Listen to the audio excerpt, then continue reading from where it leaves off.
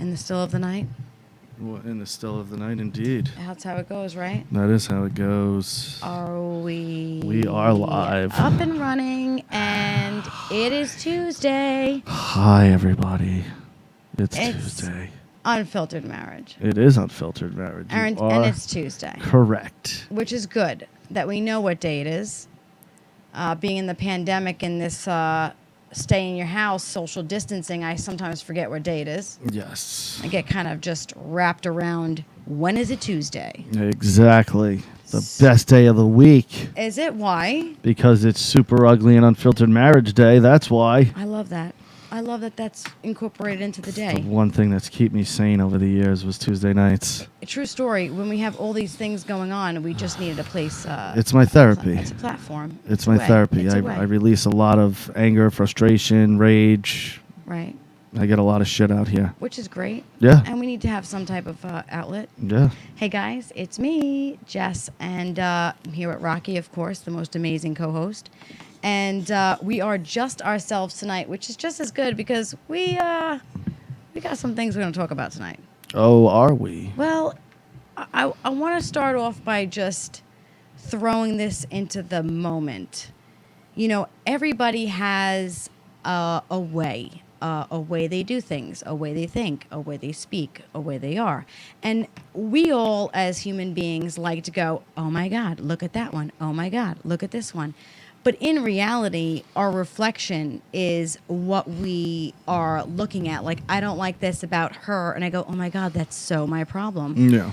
We kind of like to point the finger rather than... Well, it's either you see that in yourself or you don't see that in yourself. And, you know, you want to see that in yourself. It's, you know, it could be one of two things. Yeah. Yes, it definitely could be both ways. Or it could be, you might not recognize it and say, oh, I'm the same way. But you see someone act and do things the way you do them, and your subconscious is going, oh, that's a shitty thing, and you don't even pick up on the fact that, oh, you are the same way. No, of course, and you don't realize you're like that until you realize you don't like that, like within our children. Yeah. A lot of my issues I find with our daughters, I look and I go, are you fucking kidding me? And then I'm like, ugh. Yeah. Or I'll chime in and go, yeah, they're you. Yeah, but they are also you. Yes, but our daughters have way more of your traits than my traits. I can't even believe you would just say that. It's true. The traits are there, but not as much like that. Yeah. With the Tina, it is, your clone to a fucking T. Tina? Yeah. Is my clone. To a T. Maybe not physically, but who she is as a person, she is... you to a T. See, I don't see that. No, I see. She wears a heart on a sleeve. Yes. When she wants it now. Yes, but that's also because we give it now. She will fuck anybody up for her family. Yes. At 5 years old. She's pretty strong. No, but what I mean by that personality. is, she's like, if anyone even looks at my family wrong, she's like, what's up? That's my brother. Back up. True. True story. You're right. Yeah. I agree, but also though, then we look at that and we go, how do you now change? You can't change that. Oh, no. That's who she is now. It is like in there. So even you yourself, I look and I go, oh my God, how do I fix this? But you're talking about 39 years of being who I am. Well, when it comes to yourself, it's a lot easier to change yourself than someone else because you can recognize your own problem. And once you do, you can work on it. Yes. Like my verbal crutches, stupid example, but an example nonetheless. My verbal crutches that I have while podcasting, there's certain words I notice that I say a lot. Yes. So I try to control that, certain words that I shouldn't say while podcasting. I've learned to curb that, but in real life, those were normal real life behaviors that just came over to the podcast world. Yes. But once I'm listening to it and I'm hearing myself and I'm like, oof. You sound like an idiot when you say certain things. So I've removed certain words from my vocabulary, mostly ignorant words or, shitty words. And I've also stopped doing the... tremendous words. Yes, tremendous, huge. It's tremendous. We're doing this. This is good. We have a tremendous outcome. But I've also caught myself a lot with the type of thing. I think there was another one I had that I used to say a lot, and I can't remember it right now, but whatever. But but my point is, when it comes to you, it's a lot easier to go, stop doing that. Right. And once you do it, it's that little reminder of, don't do that. Right. People don't like that. Right. You look shitty when you do that, or you sound shitty when you do that. So it's a lot easier when With someone else does ourselves. it, especially younger people. It's like, this is who I am. Fuck you. I'm gonna be who I am. And da da da. It's not until people really become like, I'd say somewhere between 25 and 30, Right. where people can start recognizing their own flaws. And some people never do.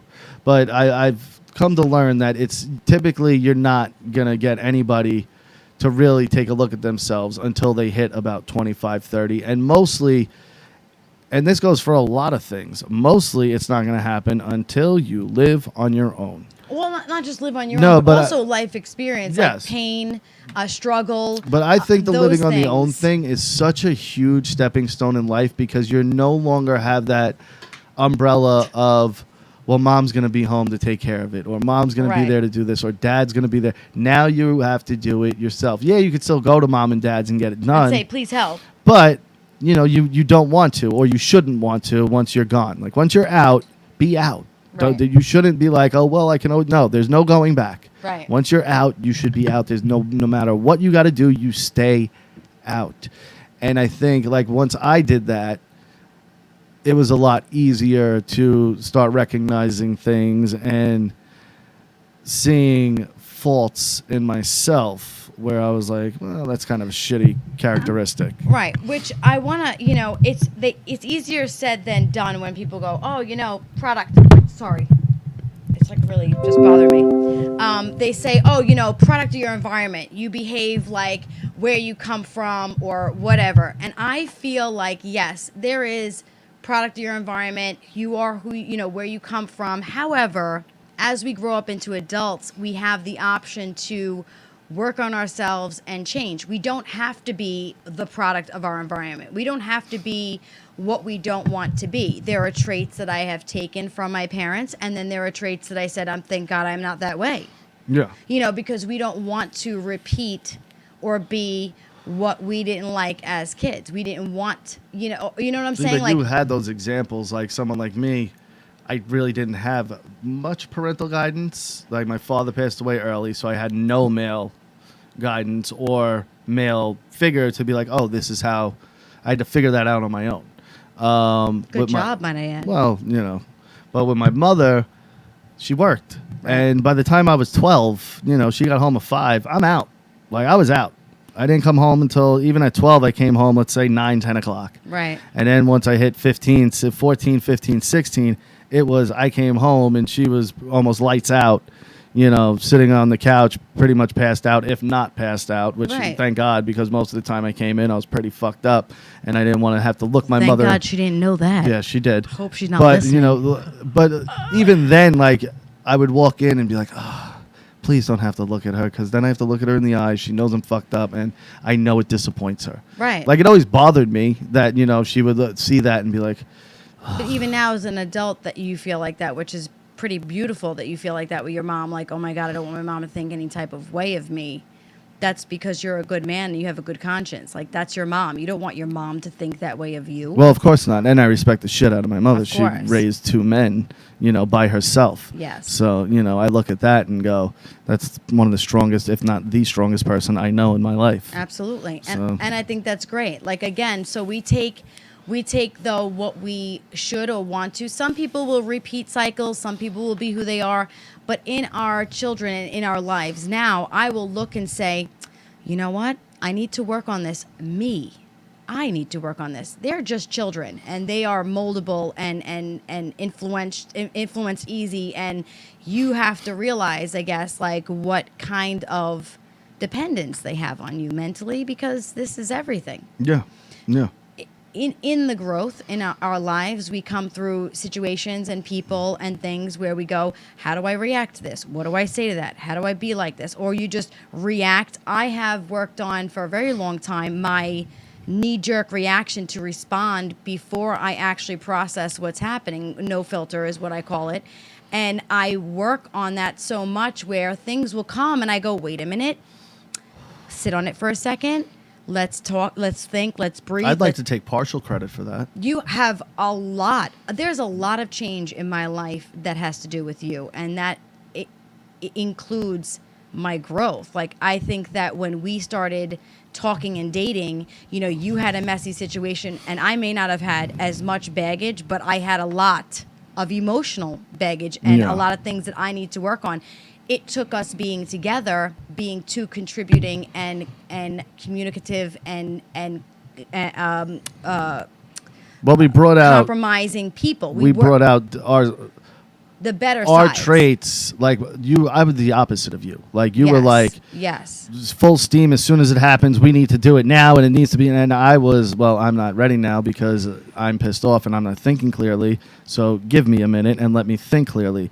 And you were more of no, now. And as the years have gone on, I am quicker to now discuss things, and you're quicker to also kind of back off a little and go, all right, well, let me think as well. right. Because when you get hot-headed, you're not thinking rationally. Absolutely. You're just not. You're just you're instinctually thinking. Right. Instincts kick in. Right. And that's not a good thing. No. It's not a good thing because I don't think I've found anything good that has come of me behaving that way. But that's what I'm growing saying. In those moments, usually your instincts are the worst thing in those moments because it's like a fight or flight situation. Right. Where, your back's against the wall and you get defensive and you feel like you got to just punch yourself out of a corner. Right. Which sometimes is good, but most of the time it's not. If you take even 5 minutes just to think, cooler heads will prevail because once you both cool down, then it's a lot easier to communicate because when you're still in the mode of rage and anger, it's just a pissing contest of it. So I'm mad and you need to hear my anger and I want to get it out and I want you to feel my anger instead of, there's no reason for that though. Like right. why not even just in the relationships and stuff. I'm talking like also with, our children and life experience and things that go on around us with friends or family or foes or whatever they may be. You get into these situations, you get into these up and downs with many people, and I've had them over the years where I'm like, react, don't react, think, do this, don't do this. And I constantly am thinking to myself, but what would I want? What would I want in return from this other person that I should be doing to project the outcome for myself? We have a lot of control. That goes back to the old saying of, treat others how you want to be treated. Which is not something that anybody does these days. Especially not where we live. Not at all. And you get pushed into a corner where it's like, well, I need to react because I need to be heard and I want to be louder and I want to be crazier. And these people are going, that's not what it's about. This is what I'm trying to say. And nobody's listening. Everybody's just bashing and going. So I wanted to say, like, with all of this conversation, like, I wanted to say that it's super important for everybody to remember that everything that happens in life is a circle. And it sounds crazy. It is not a square. It is not flat. It is a circle that what you put is what comes back, whether it be you're a bad person or you're a hurtful person or you're a liar or you're a cheater, or no matter what it is you do in life, it always stays with you because that's what you're projecting. That energy is what you're projecting. So when you're growing, you project an energy where I have to say I'm super proud of a lot of things that have happened over this past year and that are now ironed out and flattened and great and perfect because of no reaction and thinking and taking the time to separate. We all have these moments of crazy, something happens, what do you say, what do you do? And I think that overall, we've kind of come to a place where it was like, all right, well, this happened, what do we want to do? What do we want to do? It's never a you, me, it's an us. Yeah. A lot of people lose that. See, a lot of my influences, and this is going to sound stupid, but again, a kid by himself, you really don't have many other places for influence, were film, TV, stuff like that. So my reaction, and my mother actually pointed it out to me one day, is the way Tony Soprano, Michael Corleone reacts. It's, okay, here's the situation, and instead of immediately going, what the fuck? Okay, this is the situation we're in. I'm going to walk away, I'm going to think. And you'll see me outside where I just stare, like Tony in the fucking chair when Janice is like, I hate when he does that fucking chair thing. Mm-hmm. But that's it's a good thing to do. You go outside, you clear your head, you think, you fucking rationalize, you start breaking the situation down. And again, your anger and rage subsides. So it's a lot easier now to go back inside and be like, all right, let's figure this out. Let's talk it out. And even if it's not a direct between us, it could be anything in life. This is what's happening. This is what we're going to do. This is how we're going to handle it. It's got to be a collective, in your atmosphere, in your environment. What comes down to everything is yourself. You cannot expect someone to give you 100 if you're giving 25. You can't expect to have the life you want when you're not even putting out there what kind of life you want. You're always talking about what you don't want, what you don't need. I find it always works for me to say, I want this. Yeah. Because I fucking get it. Well, that's that vision thing. This is what I want. This is what my goal. Law of attraction. Yeah. Well, you set a goal also. So there's now, something that you're reaching for. What you're focusing on. This is what I need. This is what I want. For sure. For sure. Yeah. So. Too many people are fucking mental patients, though, and they don't have the power within themselves to control themselves. Look how many fat people are on this in the country. Fat? Yeah. Lack of self-control. Sometimes it's genetic. Sometimes, but... Sometimes it's a health issue, but people use their own crutches. We smoked cigarettes for a long time. No, yeah. I'm not saying I'm infallible and I'm perfect. No, but I'm saying some people would eat as their crutch, as their thing to do. So it turns more into this is what I do to feel better than this is not healthy for me. Yeah, and I was a 24-year smoker, and just like that, gave them up. You know what I mean? That's self-control. And you were ready. Yeah, I know. But also a lot of overweight people, and I'm not just mean to harp on them, but it's an example that's easy to use. A lot of overweight people didn't have those health issues until they became overweight. You know what I mean? Like, they didn't start out with those health issues. Those developed as the weight was being gained. Like, they'll now use that as an excuse. Well, I have this or I have that. And it's like, yeah, but because you're fucking 500 pounds. Right, but even before then, though, in genetics and in your genes, if somebody has high cholesterol, this is something you're kind of born kind of with, and then with the high cholesterol, it goes to high triglycerides, and it goes to it trickles down also from where you came and how you were born. But how come, like, all right, let's say like a place like Italy, yeah, or like Sweden or France, you don't see an abundance of fat people the way you do here. So, like, that argument, yes, while in some cases I'm sure that's valid, I would have to say that the majority of them, that's not a valid reason. It's just gluttonous, piggy behavior and lack of self-control. We all love treats. I love treats. I love the snack. But sometimes you got to go, I've had enough. Like, you see me at dinner. Like, I'll have a plate, and then you'll be like, what, you don't like it? And no, I loved it. I've had enough. Like, I don't need to keep eating. I am full. Some people, even though they know they're full, still go, I'm going to eat it anyway. And it's like, well, there's the problem. Like, just, I agree. I agree. I think that some people are definitely that way, but for the most part, it's never just about self-control. It's other things too. It's people who are born when their parents did drugs. It's in their system. It's in your system. It's how you were raised. It's how you were brought. It's like, it's kind of hard to change when you were brought up and your mom gave you 2 plates for breakfast instead of 1. You gotta think of it. It's always that when you're a kid, yes, it's coming from certain when you're areas a kid, there's too. nothing it's not really, just one thing. It can't be just black and white. It has to be. There is something in the middle. I understand. And when you're a kid, you're absolutely right. You do what your parents told. My parents put a plate in front of me. I eat what's there. I get that. But there's also a certain point, and it happens at a young age, 15, 16, 14, 13, somewhere in that ballpark, where you start becoming independent. Right. And you can say, dude, I've had enough. I'm good. Right. Like if I give her a plate of food, she doesn't eat everything on it. I'm not going to sit there and be like, oh, why aren't you? Like, she's not withering away. If she was looked anorexic and shit, I'd be like, what the fuck is going on? Right. But she looks healthy for a 20-year-old girl. So, I'm not going to sit there and be like, Anna, you really should. No. You know what you want. You know if you're full, eat what you want. Yeah. And she also stops and she goes, well, I've had enough. It's not always like that, though, with parents who have control issues with their children, that they want to control what they eat, how they eat, taking showers, when they go to bed. There's a lot of control when it comes to being a kid. You don't have any control until you actually have that vocal that point to say me. And even I'm then, done. you probably don't. And most even of the then, time. you don't Yeah. until you like move out and you're by yourself. You kind of have this influence of this is what it is, and they just pile it on, and it's all our own shit. Yeah. It's all my fucking problem. It's all your problem. And then we have children, and we go, why this, why that, and we go, oh shit, that's right, I did this. Oh shit, that's right, I did.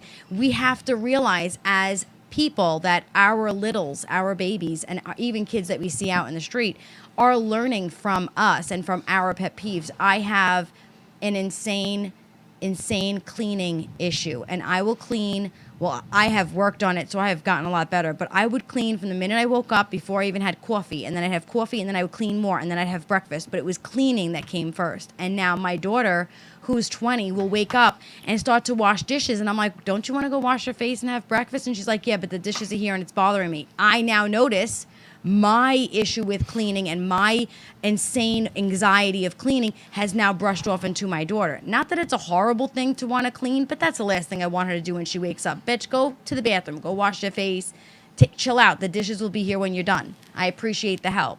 But I look at that and go, shit, look what you fucking did. Yeah. Look what you did. Yeah. And I don't have anybody else to blame but myself because this is one of my things. But you look back and you go, fuck, I should have thought about that. And so this is a little seed that I wanted to plant for everybody above or anybody down below or anybody in the show. We have to remember what we do leaves a trail. What we do leaves something with everybody that's in our life and is affected in our life. And what our issues are not theirs, but sometimes they make it their own. What a great man once said, "What we do in life echoes in eternity." And that rings true because your life will affect lives for generations to come. Of course. You know, so for, the selfish people that go, well, it ends with me. No, it doesn't, though. Not if you have kids. Not if those kids have kids. Like, you're leaving a legacy behind. And people, let's say like David Duke. You know who David Duke is? No. He was this KKK member, yada, yada, yada. Now, let's say he has children, okay? And his children have nothing to do with the KKK. They're not racist at all. Guilty by association, no matter what. Your dad's Right. David Duke. I don't give a fuck what you say. Your family's a bunch of racists. Right. Now, the next generation comes. Your grandfather's David Duke. I know about your family. So now you have two generations That are being affected by your shitty... It's like when you go to school and you get a teacher that had your brother. Yeah. And the teacher didn't like your brother. And automatically it's like, well... Now that's who you are. That's who you are because your Yes. brother was, and it's like, what we just met, Right. But No, it's difficult, but we don't realize how difficult it is because we have already gone through that.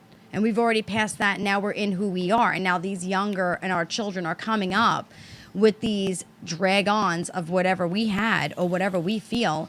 And we don't understand that without, and I keep saying we because I mean everyone I know. I don't see anybody above this. Everyone I know trickles down into their family. And so myself, I will look, and I'll even say to my kids, like, I'll be angry. Let's just say I woke up and a cat threw up on the floor and there's laundry in the basket and the litter wasn't done or anything. Let's just say this is, and I'm like, bah, bah, bah, bah, bah, bah, bah, bah, bah. I can go outside, I meditate, I let it go, I give it to the universe, I say I'm ready, I go back inside, and all of my kids are on fucking eggshells. That's my fault. That's my fault because I woke up like an asshole yelling over things that were menial, okay? Nobody's dead, nobody lost a leg, and I'm upset because it's not the way I like it. That's me. So this is something I've worked on and I continue to work on that if I do, because sometimes as a Spanish and Italian woman, I come out and I've worked on it where I go, you know what? I'm sorry.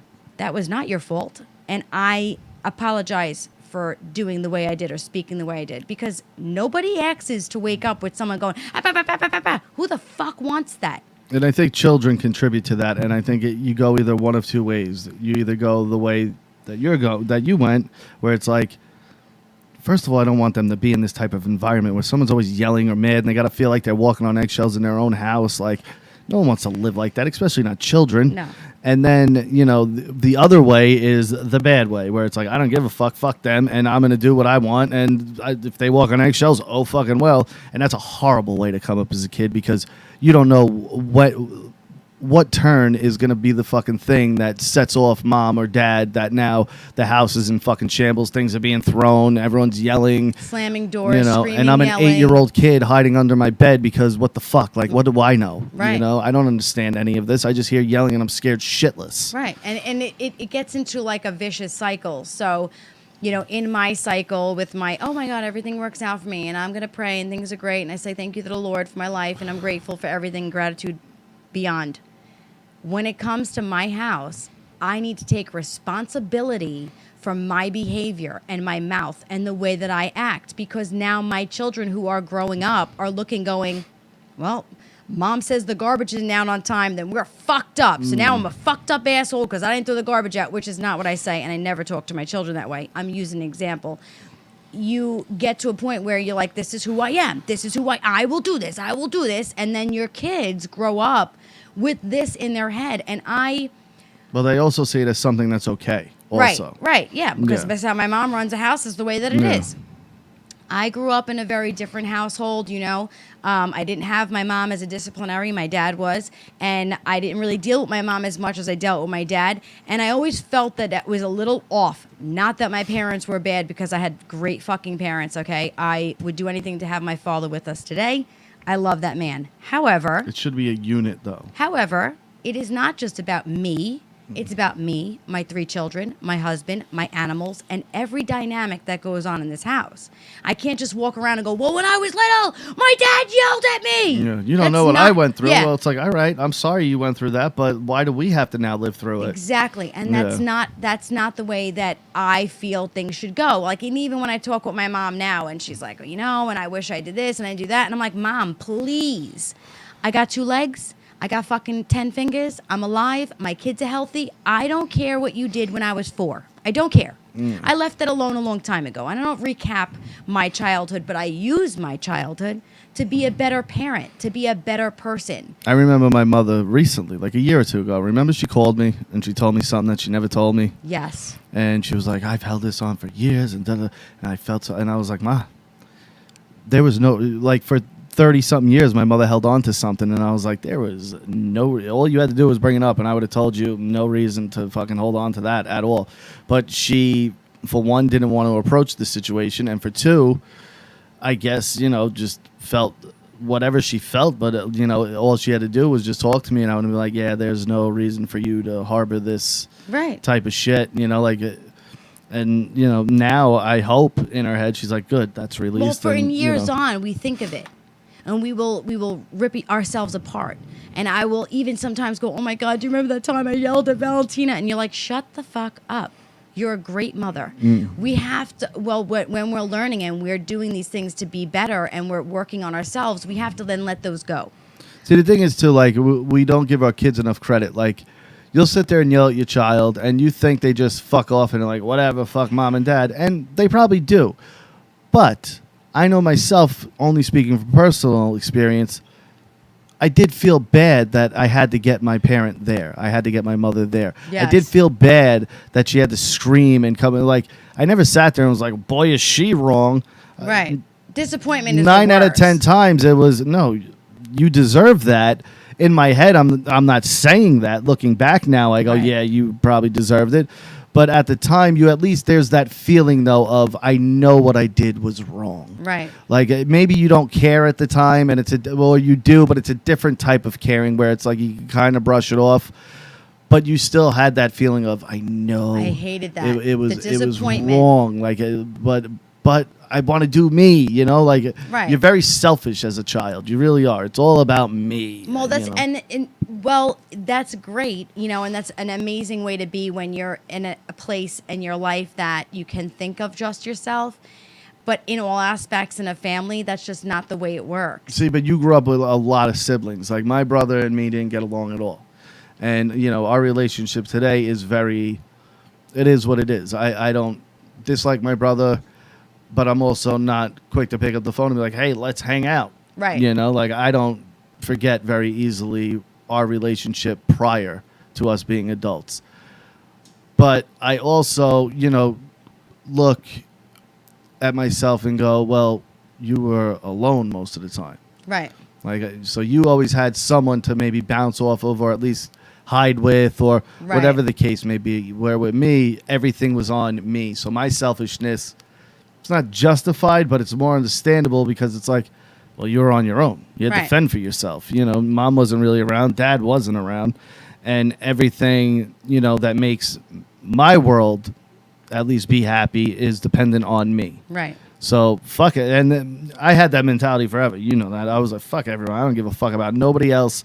It's me and my happiness. And perfect example, me and Taylor. Right. With, you know, if it makes us laugh. Right. Me and right. him both. And he had siblings, though. Right. But me and him came up so close together that it became, it's all about me and you. Right. You know, like, fuck everybody else. We always got each other. Well, he was like the brother. Well, yeah, exactly. Right, You know, we yes. always got each other. No matter what, we got each other.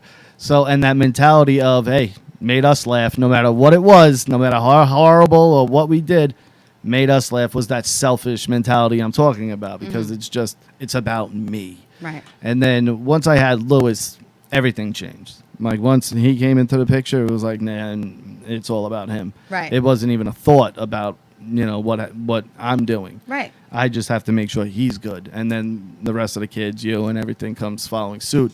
With daughters, and for men without daughters, you'll never understand. Right. Daughters change your whole world, Yeah, your they do. outlook on the world, how you see people, how you look at people, how you react to things, how you react to things that are said, how you react to things that are fucking just even like just your surroundings. Like, everything now is amped up to 1,000,000 times more of protectiveness of this, you know. I don't want them to ever see ugliness. Right. You know, like, I'm so protective And you're of my also girls. now showing them what a relationship and a dad and a husband and a you know a man should be. They're looking and they're going, well, my dad did it, so it must be normal. What a man should be that you want. Yes. You know what I mean? And I Yes. don't mean that in like a weird way. You know, everyone No, says as you a marry your mother type thing, you know. Yes. But I want to be that role model of don't expect any. Don't yes. let anything less. Don't accept Yeah, anything you see how less. dad is with mom? That's what I expect you to find. And if you don't find that, you fucking ditch whatever you're with until you do find it. Yes. With my son, it's more of toughen up. The world's tough. Get out there, kid. You know, with advice and, Of you know, course. guidance. It's a but, little different. But it's a lot easier with him where it's, you know, hey, the world's fucking tough, brother. Suck it up. Which, you know, in turn, with my daughters, might I add, I will actually tell that to them. Yeah. Get thick skin, Anna. Let's go. We're fine. And don't let that bother you. Let's go. Because they need to hear someone behind them going, I got you. Let's go. Come on. Look at mommy. I got you. Let's go. Come on. And it's important for them to see a great dynamic at home. You know, things can happen between Rocky and I, or things can happen in our lives that would really turn shit upside down for others. But him and I will look and go, all right, what's the game plan? You know, it's never you and me and I need and you, and it's always, what are we gonna do now? What are we? We're there right now. What are we setting up now? And I think it's important for us to remember, and I will say this till the death, I will say this. I don't care how many times I got in trouble by my dad. I don't care how physical he was at times because I was a bad kid and my dad had no problem laying hands, and that's where he came from and whatever. And I don't take anything away from, though, what kind of dad he was and what kind of man he was to my mom as far as romance and taking care of her and treating her with respect and doing the right thing. Yes, he lost control. We were younger. In the 80s, you got your fucking ass kicked. That's just what it was. I hold no grudges, okay? I wish I would have gotten my ass kicked more. I would have been a lot more disciplined than what I am now. However, as a man, I looked at him and went, you're a good dad. You're a great dad. You're a great husband. You love my mom. And my dad, so in case people don't know, came in when I was 3. My bio left 4 of us and my mom. That was Came it. into a household with four Four children who are were not his. That's right. And he raised us all. My brother was 1 and I was 3. My sister was 5. My other brother was 7. He raised us all as his own. Was it easy? No. Did he do everything that I wanted him to do now as an adult? No. But I respect that man for loving us, for working, for pushing, for giving us the foundation we needed to be who we are. Let me ask you this. How long did you call him Jeff? Until I was probably about 8 or 9. Really? Yeah, till about 8 or 9. Now, because Mark, was Mark always dad? Mark was always dad because bio didn't acknowledge him. Well, he didn't know any better anyway. He was one, so. Yeah, he didn't acknowledge him. So it took me until I was able to know the difference between Bob and my dad. Mm-hmm. And I say dad because that's my dad. Bob is the bio. He gets no fucking credit. But my dad, it took a while. What about the two olders? Did they ever call him dad? Yes, but way older. Now, when they were younger, it was easier to just say Jeff. And my sister was dad. Robert was a little different. It just took time, I guess, for us all to find our niche. And I found my niche with my dad. I think it was my first fight in school. And where I went, oh my God, this is my dad. And when I peed the bed, that's my dad. Or when I had gotten anything in my life. Or a boy made you feel bad. Anything. Or, yeah. That was my dad. And trust me, that boy felt it, okay? Because my dad knew everybody. And so I had, at the time, of course, I'm like, oh my God, my dad hit me. I hate my life. And as I grew up now, I'm like, holy shit, I lived a great fucking life. You know, you don't realize in the moment. And as kids, it's kind of hard to understand.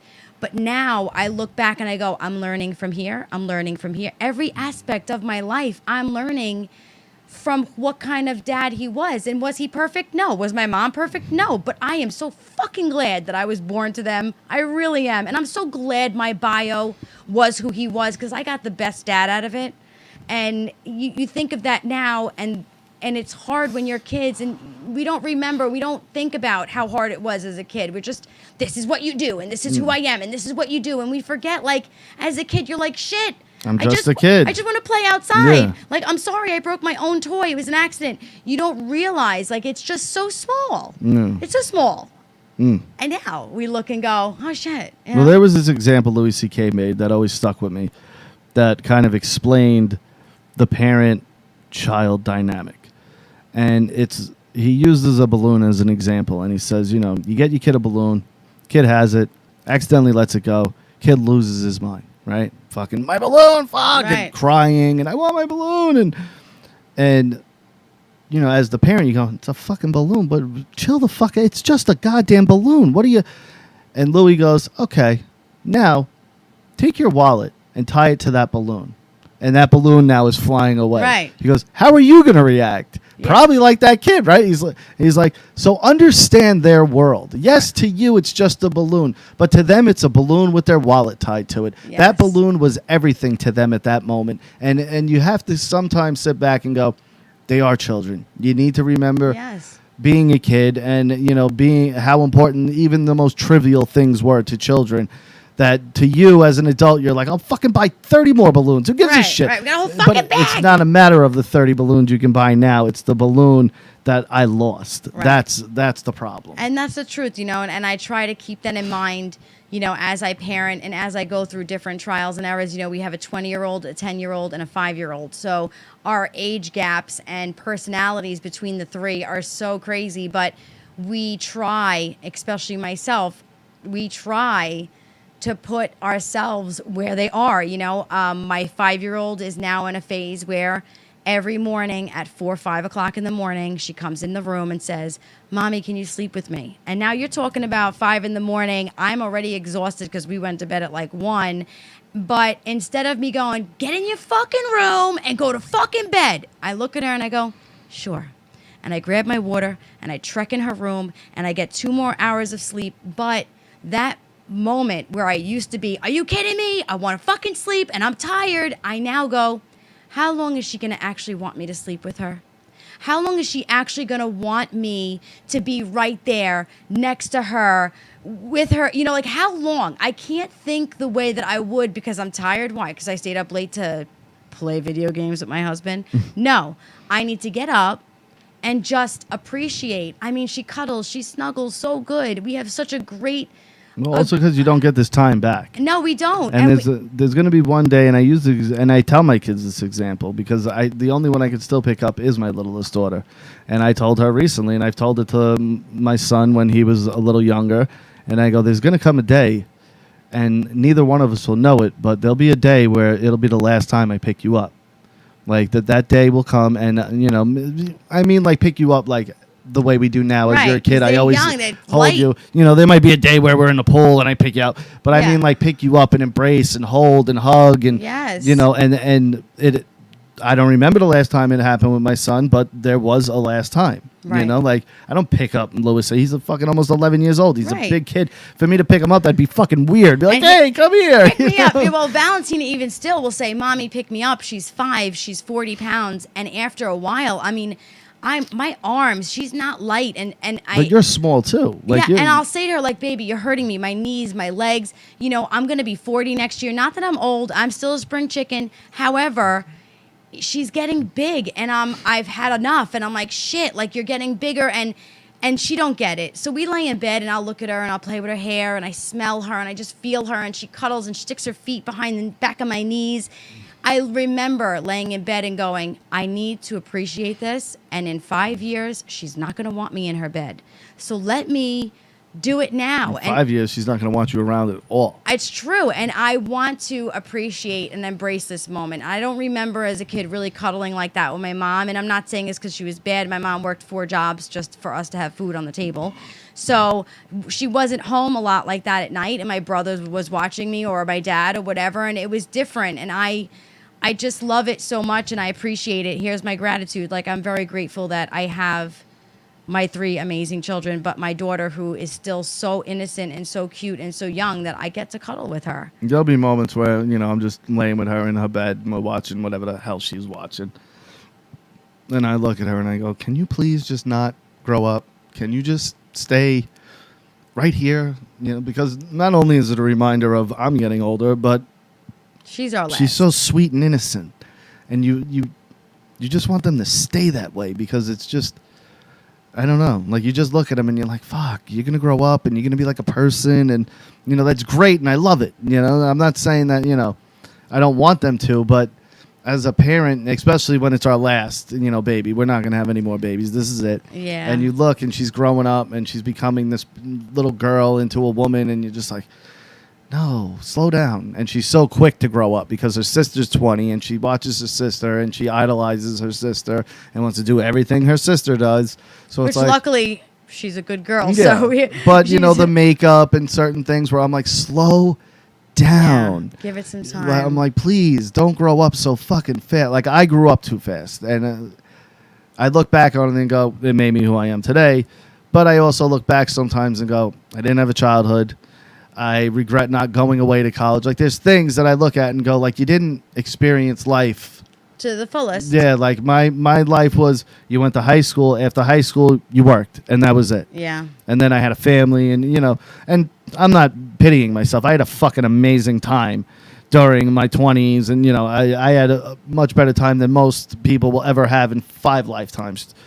But I still look and go, look at other people that, you know, at the time I go, what a fucking nerd.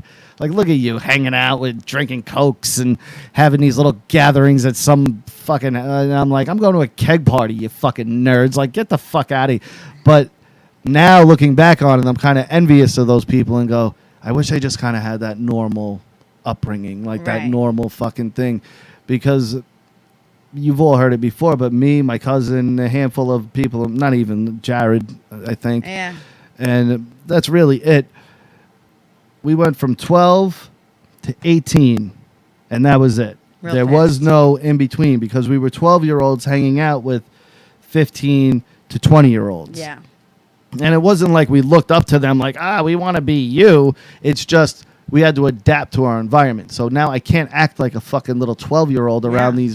these grown-ups, essentially. To me, at least, they're grown-ups. Right. Because they're going to look at it and be like, what the fuck is this little... Mid-90s is a good example. Exactly. They're going to be like, what is this little kid doing around? Like, what Yeah. the fuck? So you have to adapt and become that. So like I said, I went from 12 to 18. Yeah. And there was no in between. It was, all right. And then, but then it fucked me up. Right. Because looking at the people in my own age range, I'm like, you're all a bunch of fucking nerds. Like, yeah, right, loser. Yeah. Homecoming. Who fucking goes to homecoming? Right. Yeah, I'll go there and smoke a blunt behind the bleachers and grab some chicks and then leave. Yeah. But I'm not fucking the dance. What the prom? Get the fuck out of here. Right. I'll get my own limo and meet you guys at the hotel. I'm not gonna sit in the prom where teachers tell me I can't have a drink or fucking. right. You know, fuck all that. It's different, and now actually our lives and our kids are living in a totally different time. But yes, and I too. I mean, I had a childhood, but I had a very messed up home life childhood. So I had a hard time with really even fitting in most of the time. When I did fit in, it was with the weirdos and the nerds, and I didn't have that. You know, I went from got up to 15, and then from 15, 16, immediately went to 19 because I was in a relationship with someone older. He fucking wasn't the best, advice. He wasn't the best anything. So I kind of just got messed up. But it took those 4 years, 5 years, and then I went, yeah, I'm done with this shit. I'm going back to my family. And I was able to luckily get my feet back on the ground. But there are some kids out there that we don't realize we're either not checking on, or we're not communicating with, or we're not sitting with, or we're not treating with respect because they're fucking kids. We go, you're my fucking kid. Or You're they doing it just would rather be out than home. right. And luckily, Again, mid-90s. Look at that one kid that... couldn't go home because his mother would be always hitting him and stuff. But And I didn't have that situation, but I understood I just want to be... This is my family. right, I just want Like to be out. my friends, no, like legit, like my friends are my family. Like this is where I want to be. This is my comfort zone. This is where I feel the most comfortable. This is where, like, I always wanted to be around my friends. I hated sitting home, Right. because for one, I felt like I'm going to miss out on something. And for two, it's just like, I'm just here. And I Right. know my friends are out there doing shit, so let's go out with them and go do shit. And I look, and again, Lewis is going to be 12 next year. In a year and a half, 11. right? No, a year and a half. He's going to be 11 this year, a year and a Right. half. I look at him and go, I can't imagine him doing the shit I was doing by the time I was 12. Right. Like, I was running the streets. I was out all sorts of times a night. But it was a different foundation. It was a different life. It was, but it was still dangerous. I'm a little 12-year-old kid running around at midnight around a fucking neighborhood where there's homeless people, crackheads, drug dealers. I know that, and I get it. But however, over these times, over everything, and over the years, the environment and the world has changed. And I'm not saying in the 80s, of course, my parents would tell me, you see a van, you don't go on that side of the street because the vans are what to grab the children. We used to have that, it's 10 p.m. Do you know where your children are? Now, I'm like, where are you going? Text me when you get there. Don't talk to strangers. Don't get in anybody's car. Because I don't even know what to feel. Well, there's too much information to scare you. We Yeah, had I don't know some what to information to scare us back then, but it wasn't 24/7, here's stuff to scare the shit out of you. And I look at it and I go, why are we like that, though? There's so much more convenience of reaching out to them. We don't have to we can directly reach them at any time, right? We can actually track them Right, through their at phone. any time. But we're still so much more protective than our parents were, and they have it so much easier to keep in contact, keep an eye out. Even if I'm not with them, I can look on my computer and go, they That's are where they say they are, Right. or they're not, and what the fuck is going on? And then I call, and what the fuck are you doing? So for me, like, I look at it and go, why are we so strict? Why are we so, like, reserved to let our kids go out in the wild and just, be free the way we were? Right. Again, I think it has a lot to do with the parenting and a lot to do with the environment. I'm very open with my children about life and about everything. So I don't hide from them the pedophilia that's going on. I don't hide from them the fucking trafficking. I don't hide from them the way I feel about this. I always talk to them about what is going on. This is what it is. You want to learn? Let's talk about it. Let's do this. My parents weren't like that. It was just no. The answer's fucking no, and I said it. That's just what it is. Well, I actually said that to you the other night. Now I'm more of like, I can't just be that way. I want to talk about why I'm saying no. Why I don't agree with this. Like, give me an opportunity to school you. Not to pick on you, but you cave a lot. You cave very quickly. You do. You're a sucker for the kids. And at first, you'll be firm and be like, nope, not doing it. And then you'll think, and you get too much in your head, and you go, oh. And I think it's more of, I don't want them to be mad at me, so let me go fix this. Well, I didn't go fix it. You did. Well, because you asked me to. But the other night, our youngest daughter She already had like 50 million snacks. She eats like a And it gumbo. was like 9:15, 9:30. And she goes, Dad, can I have a Klondike bar? No, you can't. You can have something else, but not a Klondike bar. She left away pretty peacefully, which is not the norm for her. Jess walks back in 5 minutes later, runs up to her. Mom, can I have a Klondike bar? And I heard her and I go, I just told you no. So again, left pretty peacefully. Very uncharacteristic of Valentina, because usually she throws a fit. Yeah. So time goes on, about 10 minutes. Jess walks up to me and goes, why don't you just cut a half one and give it to her? And I look at her and I go, sometimes no needs to be no. And and she goes, I know, but just a half. And I'm like, all right, this time I'm going to cave. But sometimes no needs to mean no. Valentina almost never gets a definitive no. Almost never. Well, there were a few times that I had to break her of that, and I did. A few times that I had to put my foot down. Now we're working on the crocodile tears. Okay, and her little crying, and I put her in her room. I said, good, go in your room. 10 minutes later, she goes, all right, I'll come eat dinner, right? And I didn't cave that time. Yeah.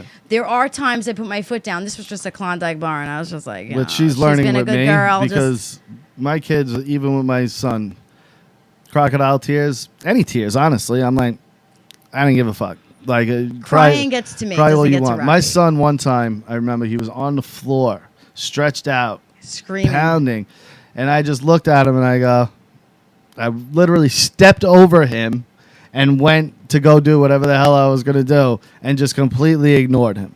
From that day on, he really didn't react that way anymore because he's seen, all right, that shit don't work. That doesn't work. Yeah. With Valentina, I'll look her straight in the face and I go, that shit don't work with me, kiddo. I'll be like, cry all fucking day. You're not getting what you want. Bye. With Jess, sometimes they work. Sometimes they make her more angry. That's true. Fucking cry with me. Don't cry. You want a reason to cry? A reason to cry is I take your shit and throw it outside. Clean your own room. But that's where she's confused, though, Well- because sometimes it works and sometimes. Well, and that's she why learned I'm this. working on Hold it. up. She learned this from infancy, my daughter. And my daughter, when I say, is brilliant, not in a book smart way, which she'll get there. She's not a dumb kid. But she's brilliant, criminal-minded. And everyone looks at me and goes, how could you say that? And I go, I don't mean she's going to be a criminal. I mean that she always finds a way. She always finds a way. She's very smart. She's very, I don't want to say sneaky because it's not the right word, but she's very manipulative. She knows how to work people. She knows how to read people. Well, She knows how to read a room. And this is at 5. And I say this because from infancy, this child would cry, not even a whimper, and Jess would go running. And I would tell her, let her cry. I can't let her cry. And I get it. This was the first baby Jess raised, and I get it. But with Lewis, you just got to do it. Like, you just let him cry. Every parent will tell you. But with my wife, it was not an option. Her baby could not cry. And Valentina, and I'm paying for it now. Valentina learned this very quickly. I mean, as an infant, she learned this that, oh, they're not listening to me? Cry, mommy will come. Listen, wait for a second before we leave this at that, okay?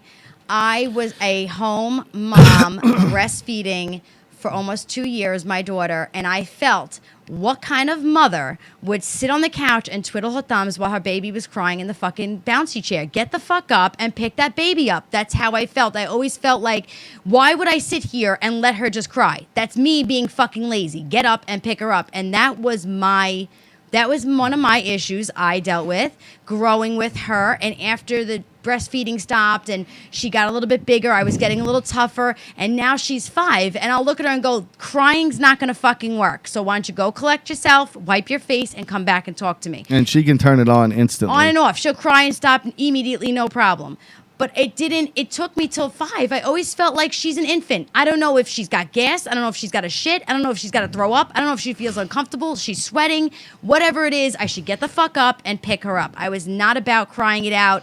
I didn't do cry it out at night. I didn't do cry it out at bedtime. I would sit in her room for hours until she was asleep, rubbing her butt, pushing her back. I'd come out sweating. My husband would go, "Why didn't you just let her go to sleep?" And I go, "Because what kind of mother would I be to just let her fall asleep crying? I can't let her fall asleep like that. She'll have nightmares." And in my head, I'm going like every other mother ever. And I would, that's not true. No, well, but other mothers do that, but not all. And especially like in today's environment, raising children, Yes. they tell you, let them cry it out a little bit. I could not do it. I was told by my mom, your mom, everybody, Jessica, she's got to cry. No, my baby does not need to cry. When she's old enough to tell me what's wrong with her, then I'll let her cry. And here she is, 5 years old. She could cry in her bed all day. I'll shut her door. I'm But listening here she to music. is, 5 years old, where we can't get 5 minutes in the living room without Valentina coming in and going, "I just want a hug."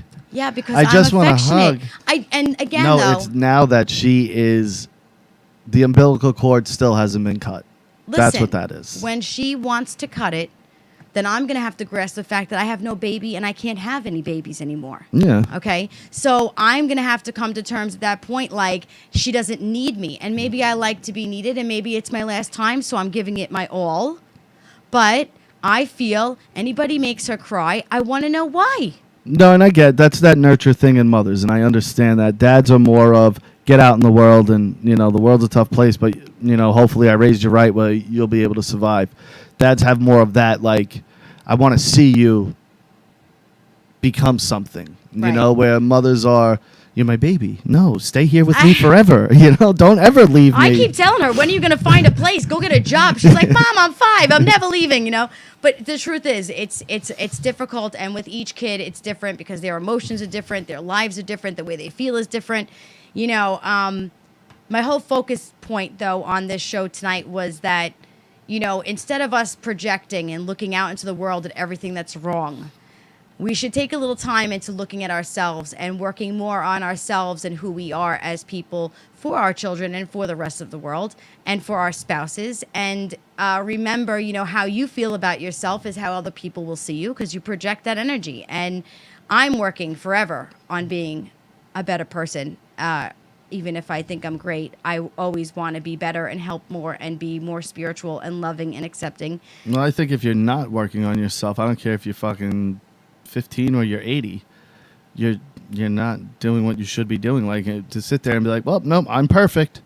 Like Right. No one is. Like there's always something you could work on and better about yourself. Right, So- which is where it's super important for us to all know, like in this world, nobody's perfect, including ourselves, and we can't be pointing unless we live in a perfectly glass house. I mean, you and guys not have a worried about stones. perfect example of as close as perfect as you can get. Yeah. And I still I say, love that. there's things I can work on. There's not many. Trust me, there's like one or two things, but just so everyone watching knows, there is no such thing as I know you see it and you go, "Wow, he's perfect." I know, but I assure you, I'm not perfect. I do have a flaw or two.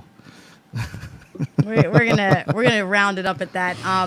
I really appreciate that I was able to come on tonight and just share a little bit about things that we work on, and I'm glad that everybody was able to join. I hope you share it out to your friends and let them know that Unfiltered Marriage is the place to be on Tuesdays. And if you have anything that you'd like for me to talk about or anything that you'd like for me to mention, I will not mention names. You can @me or message me on jrabbit55 Twitter, and I will make sure to bring the topic up next week. And special shout out Derek Hance, Captain Spaulding, Gina, Aunt Cindy, of course. We'd love, I love you, Aunt Cindy. Everybody who's writing. Josh Anderson, Phil the promoter. We love all you guys. And we appreciate you just being a part of our show. And I did a quick Periscope today, which has been a while, but I did a quick one, and I was like, "Hey guys, I just want to throw this out there. Like, I really do love and appreciate all of you, and I appreciate the dynamic that we have, and I hope that I get to talk to you guys more soon, because we're done. That is it. And this is Tuesday, and we It love you. is. See you next week. Bye. Bye.